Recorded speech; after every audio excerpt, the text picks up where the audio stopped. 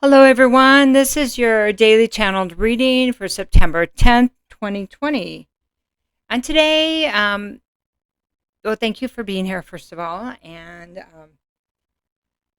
today I'm inspired to do a couple cards, and this is called a cross, like a fork in the road. Yep, fork in the road. Okay. And so we'll just get started here in just a minute. I'm just shuffling the creativity cards, and we're going to just call it path A and path B, or two paths, right? Crossing the road, fork in the road. I don't know why I keep saying cross. Maybe it's like a cross to bear or something. So I'm going to pull from the top of the deck, which is here. This guy looks like he's busy. Distractions. With distractions. When you are trying to solve a problem, you will often be tested by distractions. That's very good. And this is a 56, which adds up to an 11. And so that's about, I love this.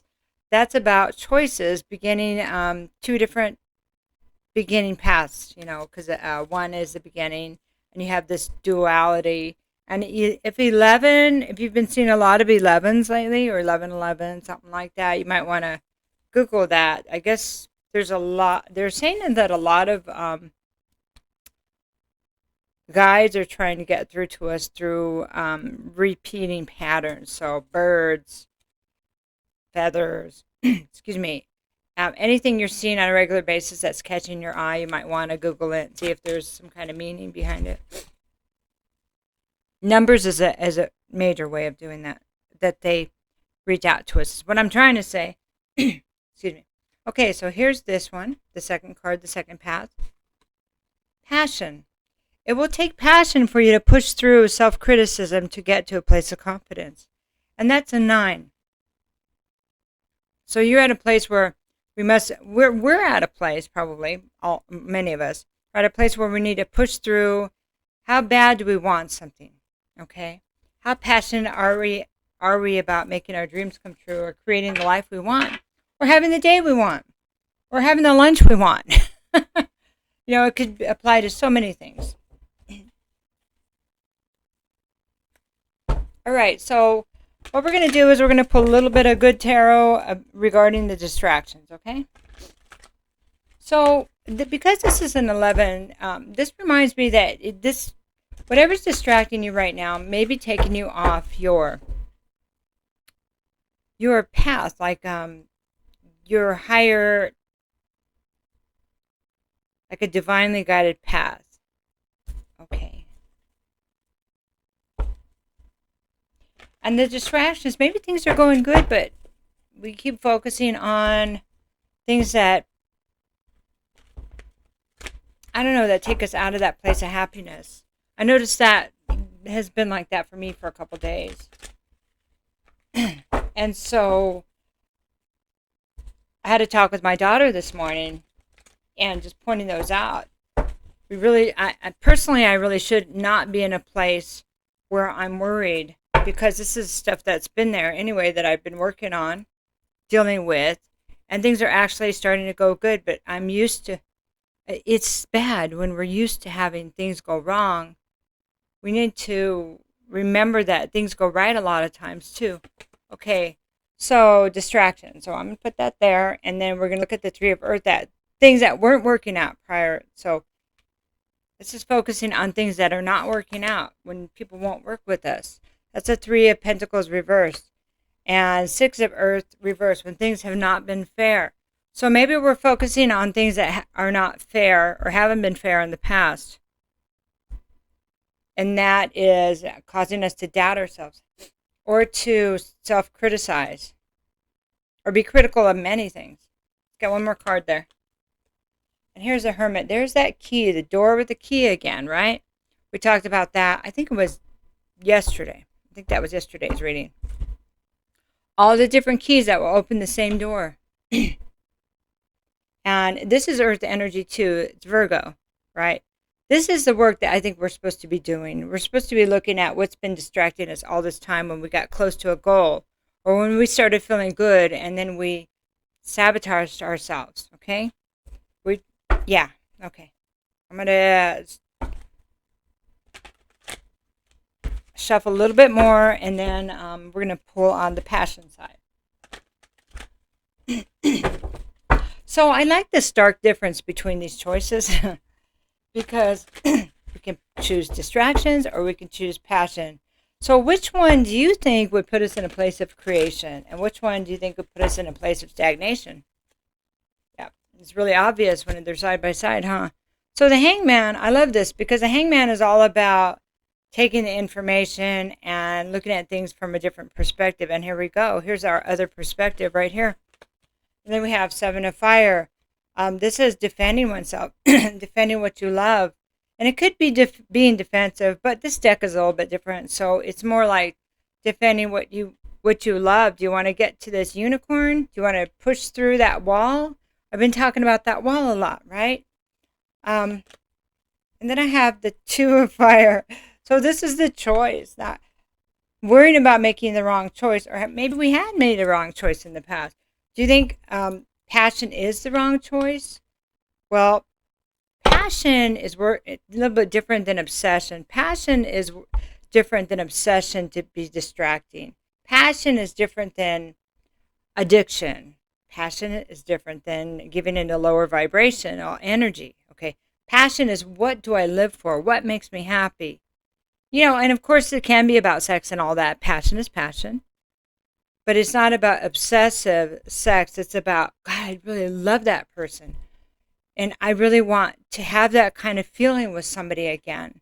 Even though that relationship didn't work out, I want to have that passion with somebody again. Or maybe I want that person again. What would I have to do to have them again? But even if we have passion for someone, we have to work with what's good for us.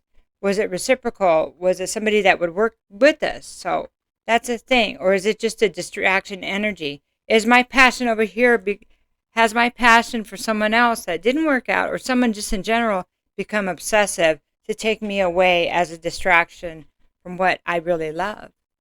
So what is before me and what Spirit is saying, trying to help me get to, so I can create my happiness, so I can inspire others, so I can walk my path.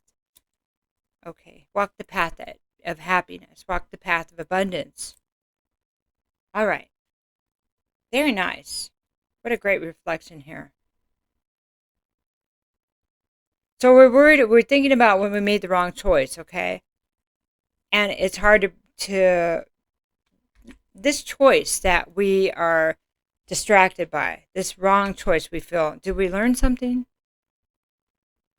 And let's talk about what we thought before we made that decision to jump to going down that path. Did we think about it? Did we look at really what might unfold if we took that step? Or did we just go and not think about it? That's the difference. Because here, we're having time to reflect and think about what direction we want to go to. And that's the whole point, to do everything with being conscious of the choices, of the repercussions, of the distraction, of our own distractions, and of our motivation behind it. What is our motivation behind this? Okay. Our passion. Is it because I love making jewelry? I love talking to people. I like abundance.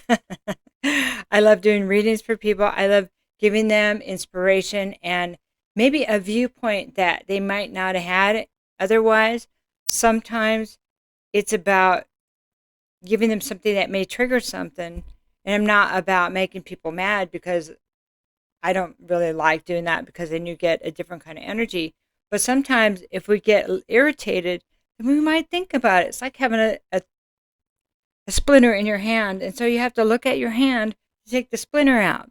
Sometimes that's why a trigger is there. So you'll look at it, So, okay, that's really nice. I like that.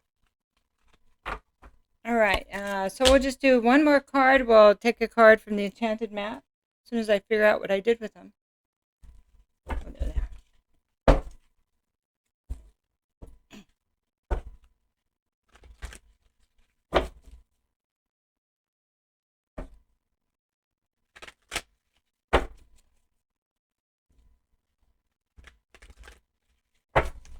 Okay, I'm going to pull from the middle of the deck. Oh, I love this. Bone Collector. So, this is like the Magician card. And I read this the other day for one of the signs. I don't remember if it was a daily or not, so I apologize for that. But let's just get this really quick one more time, because this is important. You are whole and have everything you need within. When the Bone Collector appears, she is asking you to look closely at your circumstances and see if you're fully present or reacting out of past conditioning and unconscious expectations. Whenever we're wounded, especially when we're young, it's as if something essential is stolen from us. We adapt and accept a particular version of the truth that then sets us up to behave in a certain way in the future when faced with a situation that reminds us of the original event. When what we know about ourselves thus becomes influenced by a perception or limitation. When you feel unworthy or without courage, you may see yourself as flawed or unlovable or expect to be criticized. No matter what your question, the Bone Collector reminds you that the truth is that you are a powerful being with limitless possibilities. She has kept safe what was stolen from you in the wounding and is here for you to reclaim it now. You have everything you believe you lack, and the Bone Collector is your inner resource. Act as if you have what you need, and you'll find you have it all. Anything is possible with awareness. The wounds of the past need not define you. And so it is. I love you. Have a great Thursday, September 10th. Bye-bye.